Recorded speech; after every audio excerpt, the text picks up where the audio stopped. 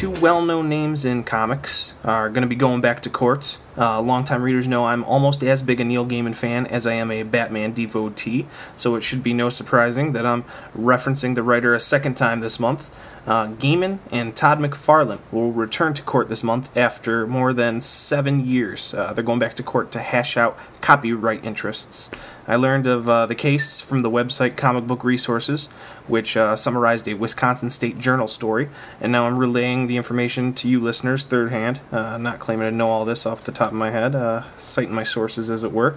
The court case centers on how much Gaiman is owed for his copyright interests in Medieval Spawn, as well as 2 other characters. Gaiman wants to learn how much money was generated by 3 other characters he claims are derivative of those he co-created with McFarlane. Gaiman co-created not only Medieval Spawn, but 2 characters named Angela and Count Nicholas Cagliostro, if that's how we pronounce it. He claims McFarlane's Dark Ages Spawn, Domina, and Tiffany are derivative of his co-created work. So getting down into some legal minutia.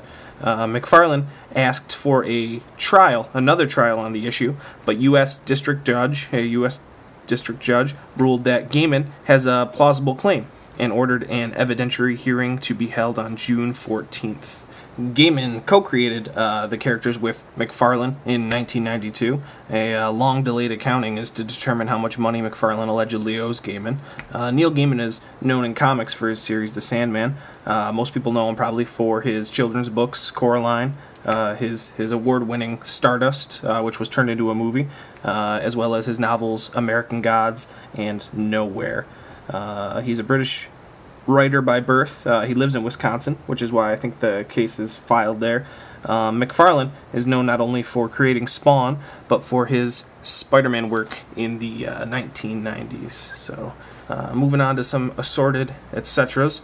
I saw Iron Man 2 since my last column came out in May. I loved it. Reviewers are pretty much spot on when they say it's just more of the first one. Of course, there's nothing really wrong with that. I loved the first one. I really enjoyed this second one. My lady criticized it as being little else than robots, explosions, and ScarJo ass shots, which she's, I think, really right about. But she followed that statement up by saying she was happy as long as it made me happy. And it did make me happy. I enjoy Robert Downey Jr. as Tony Stark. Last month I wrote that I planned on picking up the Kick-Ass graphic novel after having seen the movie. So I went to Chautauqua Comics and did pick up a copy of the Marvel hardcover Kick-Ass collection. And I liked it.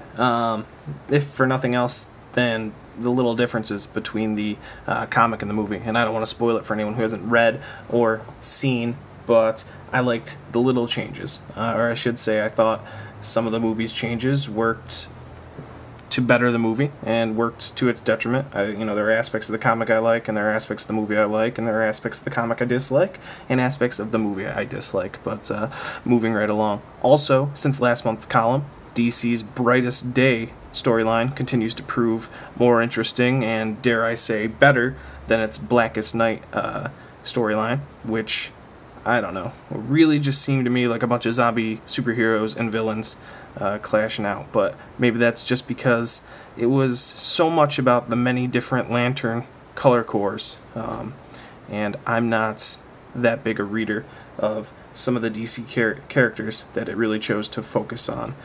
Sketches of Captain America's costume for the upcoming comic book movie have hit the internet. Looks pretty good.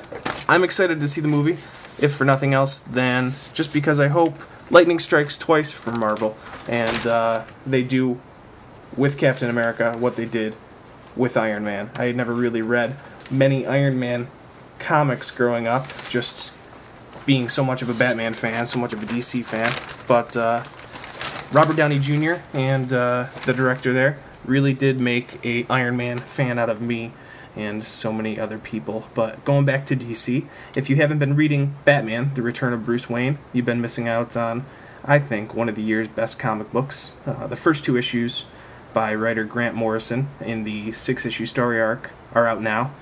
Bruce Wayne's working his way back to Gotham City by hopping his way through time, and trust me, it sounds much campier than it actually is. I just think, especially the first issue, with the simplicity of the storyline and how much of it was told without dialogue, but just through really apt drawings, I thought made for a hell of a comic book. And the second issue, which got a little brainier, a little different with or a little more intricate with the time traveling, I thought was also quite a good comic. But I think I'm going to leave it at that for this month. I skipped over some stuff that was in the print edition, so if you get a chance, pick up either a copy of the Sunday, June 6th editions of either the Post-Journal or the Dunkirk Observer for the full column, and let me know what you think about this YouTube video version of Nerding Out. Nerding Out comes out monthly, as I said, in both newspapers. It's the first Sunday of each month. Comments, criticisms, ideas for submission, all that can be sent via email to ndean@post-journal.com or by calling the newsroom at 487-1111, extension 251. That's area code 716-487-1111, extension 251. Thanks for listening if you've made it this far. It's my first attempt at a long-form narration, audio-video version of my column, and as long as I don't look back later this month and think that it sucked or really hate the sound of my voice, maybe we'll be doing a monthly in the future. So, thanks again.